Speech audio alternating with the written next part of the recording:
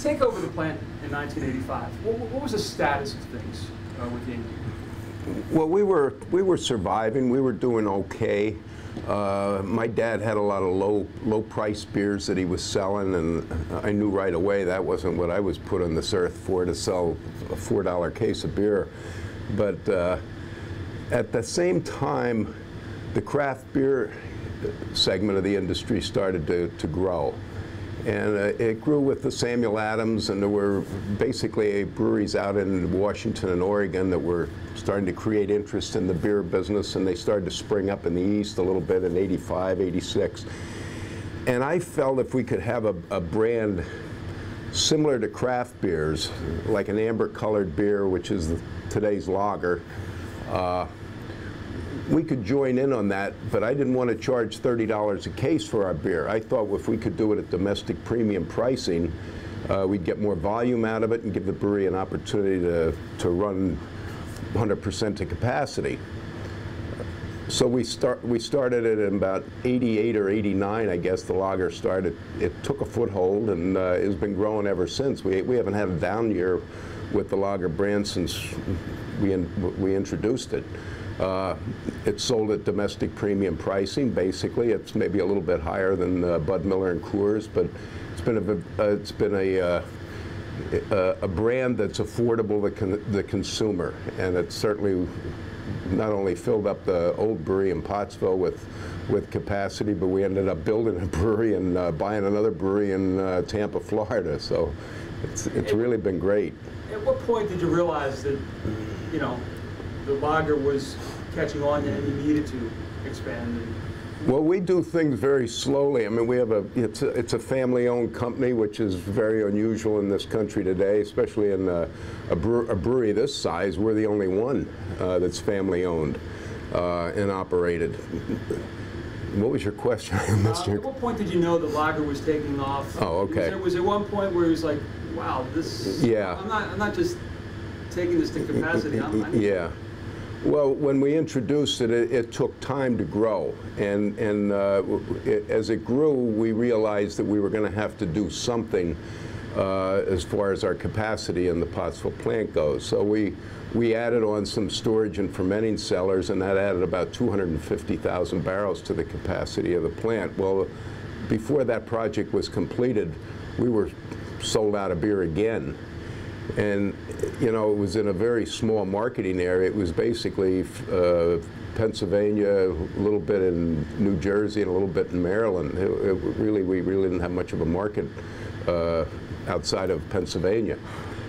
So then we decided in '96 or '97 that we better start looking into building a brewery. And I talked to my children, I mean, you know, are you committed to work in the brewery? They were only in college and high school at the time, and they said, well, yeah, that, you know, we're very interested in working at the brewery and keeping this thing going.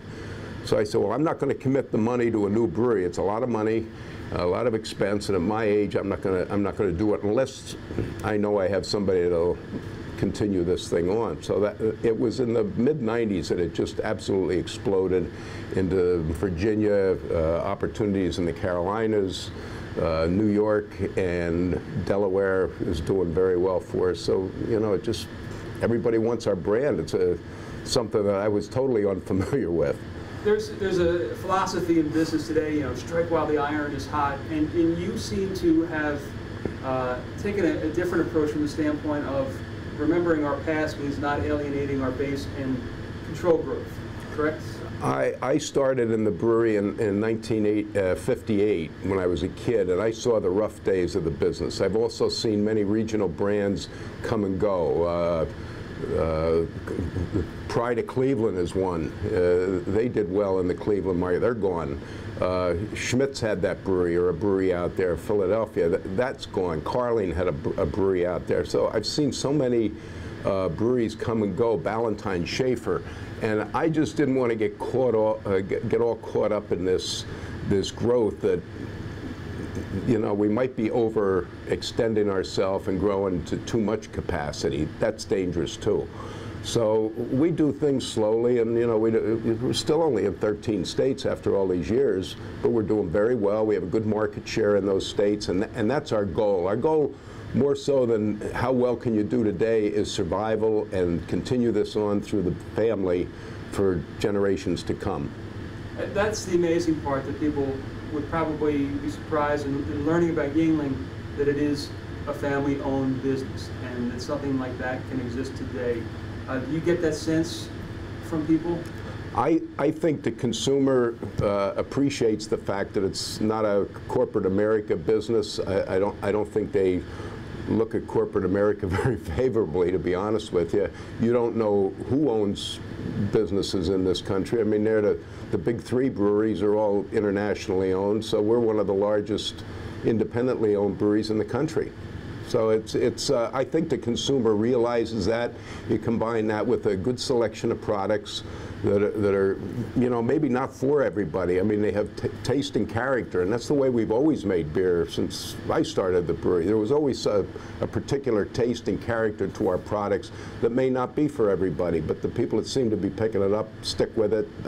It's almost like we have a little bit of a cult following, which is very gratifying. One of the things when I was telling folks in the newsroom about the Montago plant, the unique parts of it, the tunnel, the stream, what amazes most folks when they see that place? Well, they're used to driving by a big modern brewery or seeing a picture of a modern 7, 8, 10, 15 million barrel brewery. This is a little old coal region brewery that we've kept together very well. We've equipped it with up-to-date brewing equipment, packaging equipment, and that combined with the 150-year-old structure and the tunnels that we needed back in the early 1800s, because there was no electricity when this thing was built. So they had to dig underground tunnels into the mountain to keep the beer refrigerated. And that's what they're there for. So they get an opportunity to see that. That too is very rewarding, just to see people come in and like, wow, this is really something here. To see any kind of a plant built into the side of a mountain, some people would say it as a challenge, but it was a competitive advantage for Yuengling for years. Well, it was a competitive advantage, but it's a challenge to operate it in some respects. But I've been doing it for 50 years, and I've learned how to do it. Most people look at it and don't understand how we operate there, but we do very well there. It's a good little brewery. You survived the Civil War, World Wars I and II. How did you make it through Prohibition? Well, Prohibition, I guess, you know, my grandfather made a comment, according to one of my uncles, that when they passed Prohibition, it was going to be 15 years, and it was 17 years. He switched over and started to make near beer. So he continued to run his plant. And if you take a manufacturing facility, such as a brewery, and close it down for 10 years or 15 years, you'll never get it going again. And we kept making near beer. You were allowed to make a certain amount of regular beer, but it was sold through pharmacies in those days, through the through the 20s and early 30s.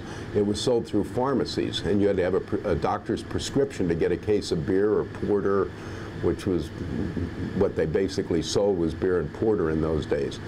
So it was tough times, but he did survive. And near beer is beer that's less than 1/2 of 1% alcohol, to clear that up. You still see some out in the market today, like an O'Doul's or something like that. Is it true that the legend that you sent a truckload to President Roosevelt? We did. But I think a lot of breweries did at the time, but yes, we did that. We sent a truckload of beer to Roosevelt. But the biggest challenge was probably during the Second World War, when you couldn't get gasoline to deliver beer, you couldn't get ingredients. I mean, everything went to the war effort. And you had an allotment, and that was all you were allowed to make. And we survived that too. I mean, you couldn't get cans for sell canned beer. You survived almost entirely on returnable bottles, and if you didn't send them back, you didn't get any more beer. If you didn't send them back to us from the distributor, you didn't have any bottles to fill for that guy. So they all made sure you got your bottles back, or they didn't get any beer to sell. Now President Obama has said that this is his favorite beer. reaction when you heard that, and when he traded the beer case for the... Yeah, that was kind of neat. I didn't realize he really even knew who we were, you know, but as being the oldest brewery in America, we do very well in the Washington market, and I guess that's where he was introduced to it, but that was very complimentary. And again, I know, without getting into any specifics, just your feelings in general about eventually getting into Ohio. Well, we're going to go. We want to go into Ohio aggressively. I mean, we've learned a lot as we've expanded our markets. You know, as I indicated, in the late '80s, we were only in 2 states, 3 states, something like that. And you know, we've learned some lessons as we've have expanded. And we want to go into Ohio aggressively. We want to get into as many accounts as possible. We're looking for a good effort for whichever wholesaler network we choose. We're interviewing people and who own these wholesalerships, and we hope we pick the best one, and we're counting on them to do a good job for us, because we're basically partners. In a nutshell, that's pretty much what I wanted to cover. Anything else you want to add, or? Well, we're just very appreciative of the reception that our guys have gotten when we come out to interview not only the wholesalers, but also retailers and even consumers. And retailers meaning guys that are 10 bar or people that own their own bars. And the reception to our brands was overwhelming. So we're very excited about the opportunity to come into Ohio. Could you have imagined all this in 1985?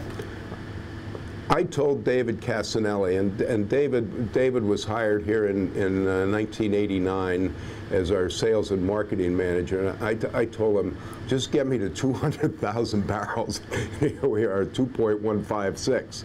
You know, so I mean, no, I never imagined anything like this. But we've got to control it, make sure we don't get too excited. And read too much about ourselves and our success, and just keep it going, and we don't forget our goal is longevity.